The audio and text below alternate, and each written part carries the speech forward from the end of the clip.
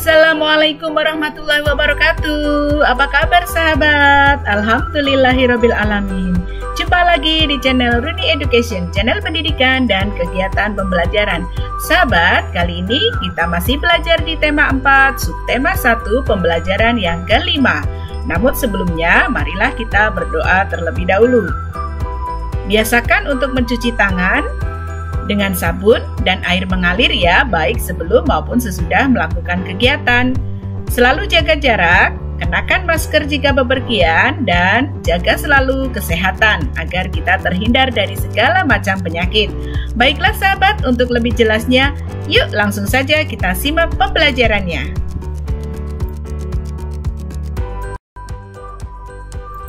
Tujuan pembelajaran kita kali ini, 1. Setelah kalian mencari informasi, kalian diharapkan mampu menjelaskan dan menyajikan informasi tentang berbagai bentuk kerjasama di bidang sosial budaya dalam lingkup ASEAN dengan benar dan terperinci. Kedua, setelah berdiskusi, kalian mampu menjelaskan ciri-ciri reklame dan mampu membuat poster berdasarkan masalah yang diberikan dan menarik.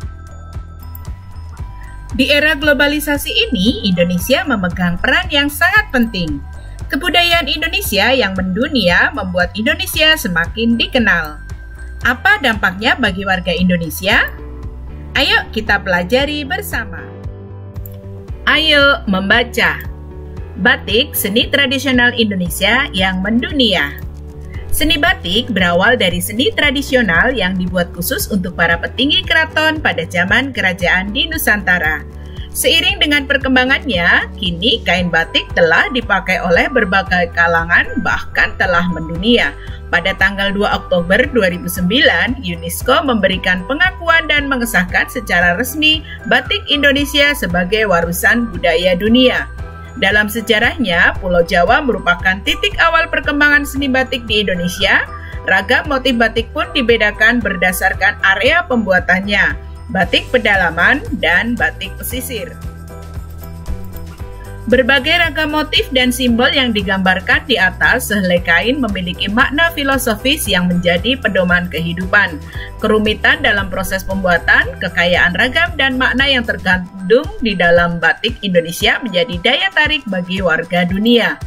Melalui berbagai pameran seni tradisional yang diadakan di dalam dan di luar negeri, batik Indonesia semakin dikenal dan diminati. Bahkan beberapa tokoh dunia gemar mengenakan pakaian dengan motif batik Indonesia setelah mengenalnya sebagai tanda mata ketika berkunjung ke Indonesia.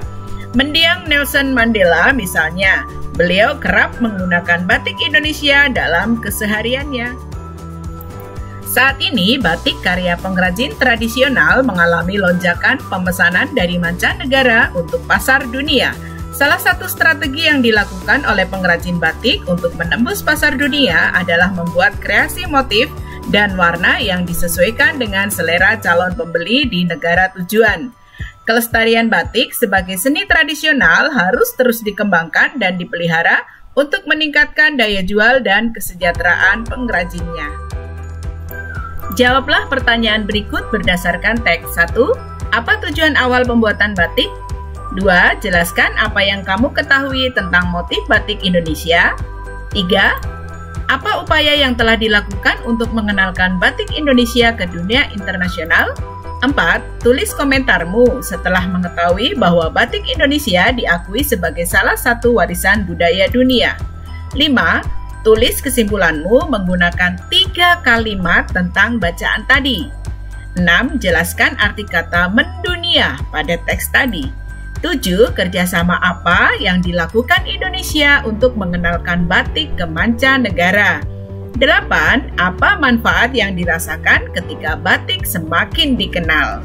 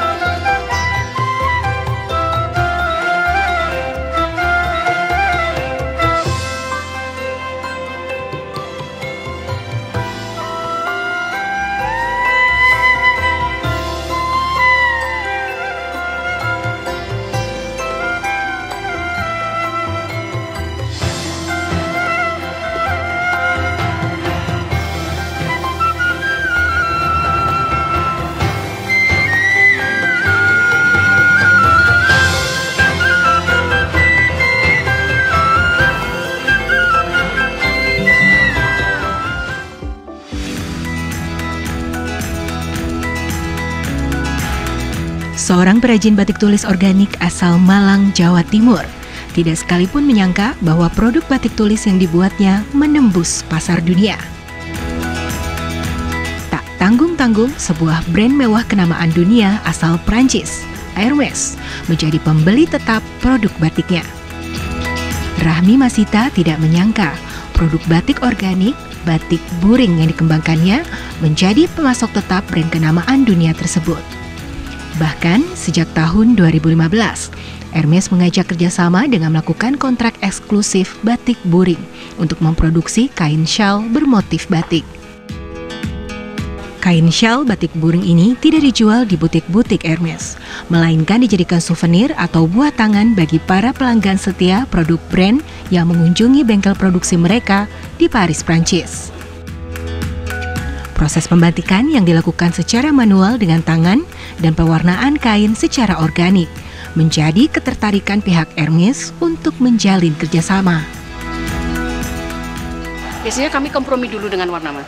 Warna dulu disepakati, kemudian motif kami uji coba dulu, kami serahkan ke mereka, baru kalau mereka setuju baru diproduksi. Kita biasanya sih motif yang dari Hermès itu agak sulit, karena kan seperti lukis, membatik itu tidak seperti melukis.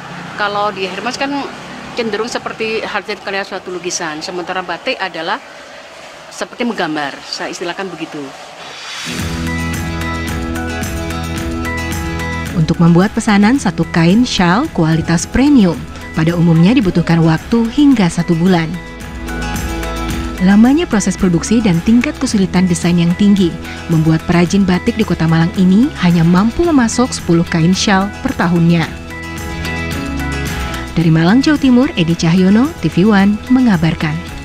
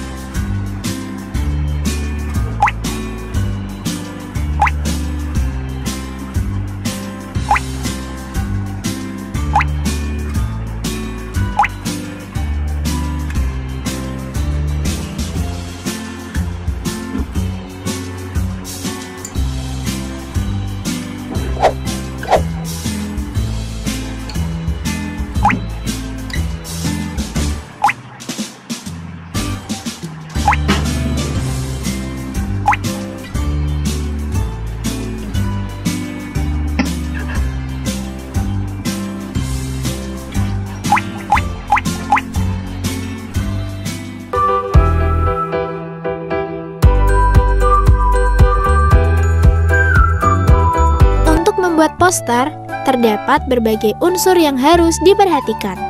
Berikut unsur-unsur yang harus diperhatikan dalam pembuatan poster.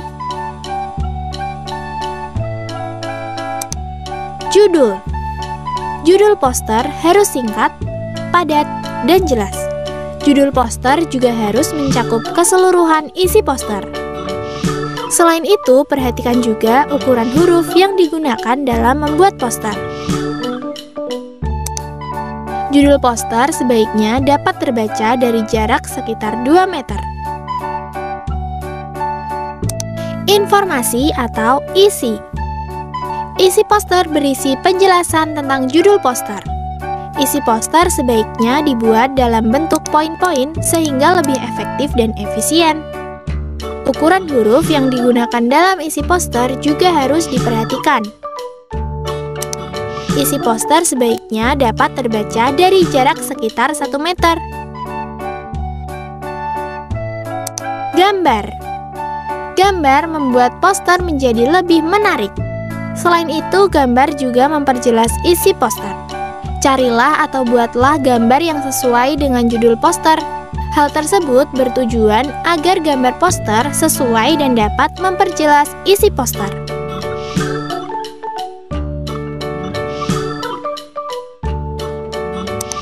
Sampai jumpa!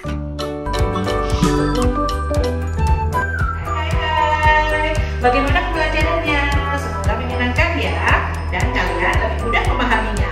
Namun, apabila kalian mengalami kesulitan, silakan tanyakan kepada Bapak dan Ibu guru masing-masing di sekolah. Simak terus tayangan video ini ya, untuk melihat pembelajaran berikutnya.